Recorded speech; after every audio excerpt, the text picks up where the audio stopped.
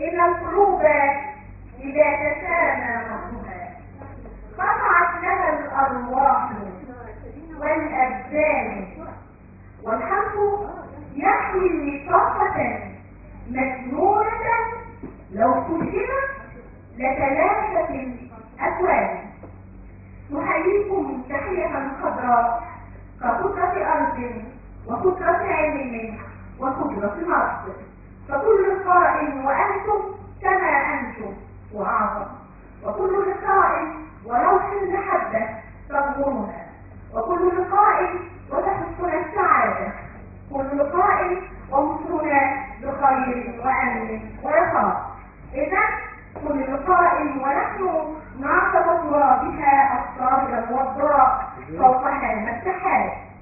أحبائي، موعدنا مزين بباقات الشوق معطر بنبضات الشعر.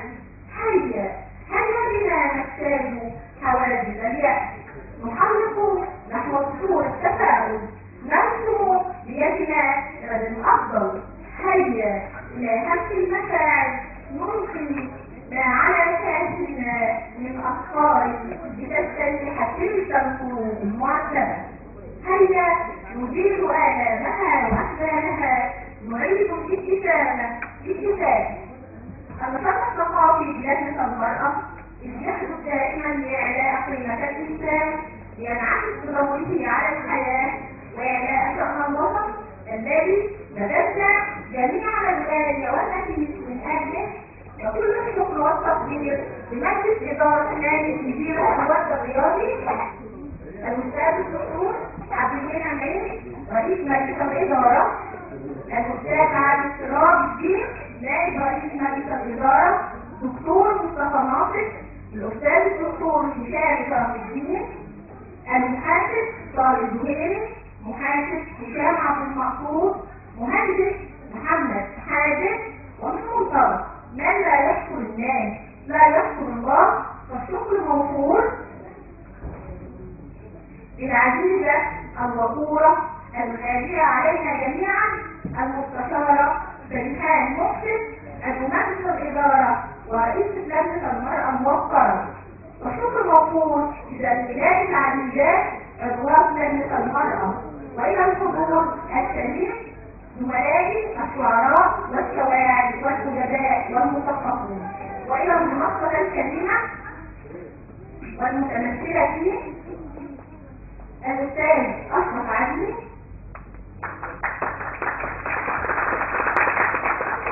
دكتور عبد المطلب الشرقاوي، محاسب طارق أبو زكا، ومعكم سمية عودة. ولا نستطيع أن نكتب الشعراء وعلى رأسهم الشاعر عطية شوال، والشاعر المتولي زيادة، والشعراء الذي سوف يأتي ذكرهم. 7 الإلقاء. ولا يمكننا أن ننسى ذكرى كذلك في سبيل التسليمين المصريين محسن درويش الذي أسعدنا بجوائزه الجميلة، والفنان حسام ربيع العضو الفاعل في المحتويات الثقافية الفرنسية والمصرية، وأستاذنا الكبير الإعلامي ذو الباع والزراع الأستاذ يسري عز الدين. تفضل يا أستاذ يسري، تفضل يا أستاذ، تفضل يا أستاذ. صاحب ومخرج وأديب وإعلامي ومخرج وصاحب مشهور، الشهرة من حق كل مبدع. الأستاذ محمد عبد المقصود عبد المنعم رئيس اتحاد القراء العرب وصاحب فكر الإعلام اتحاد القراء العرب، وهو موالي اتحاد المثقفين العرب. مهندس فريد فتحي. الأستاذ إبراهيم أبو حضر المرشح السابق في مجلس الشعب والأديب. وشكرا.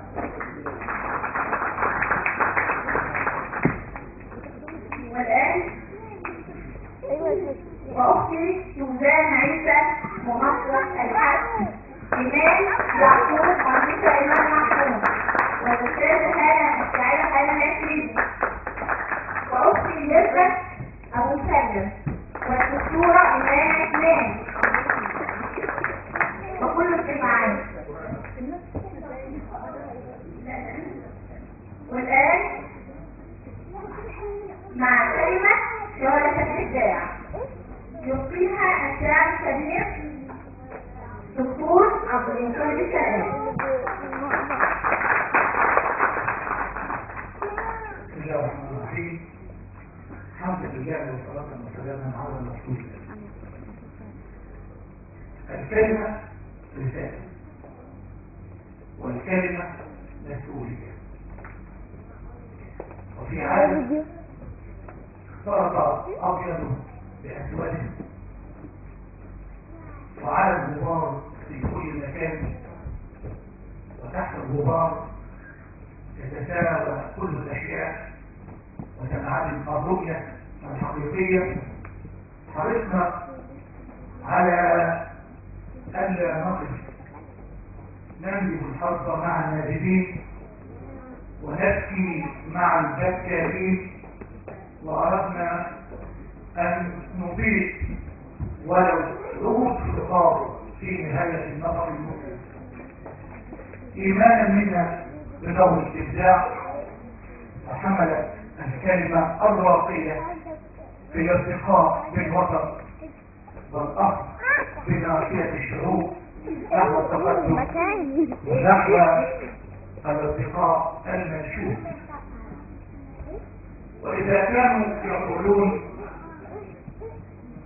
الإنسان قبل البنيان، فإذا ما غلب البنيان وبقي الإنسان شامخا صامدا استطاع أن يقيم 1000 بنيان وبنيان. فنحن الآن في وقت تساقط فيه الإنسان كما يتساقط البنيان، ولذلك كان واجبا علينا نحن المبدعين وأصحاب الكلمة الراقية أن يأخذوا بناصية هذا الشعب، وأن يأخذوا بناصية هذا الجيل، وأن يحاولوا أن يرتقوا بالصوت وينطقوا الكلمة المؤثرة لتقال في الوقت المناسب، ولتعلن أن هذا الشعب عظيم مهما كان به الزمن ومهما ارتفع بعض الصرخات هنا وهناك، فإنها لا تغير من جوهر هذا الشعب. هذا الشعب قد ينحني لكنه لا ينكسر. بهذا الشعب روح لا تموت. في هذا الشعب أمة قادرة على أن تصنع المستحيل وأن تفجر الغد الأفضل من قلب الظلام الجاهل.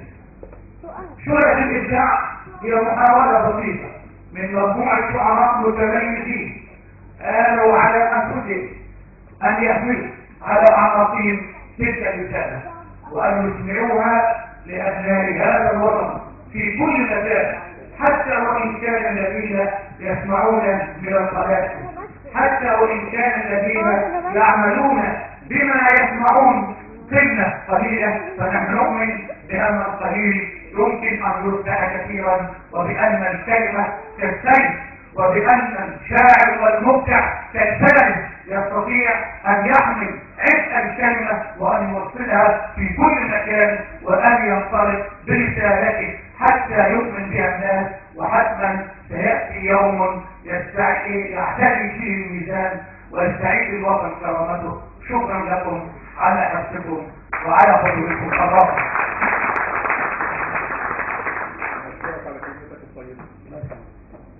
والآن نبدأ برنامجنا مع الجميلة الدكتورة أمل سعد.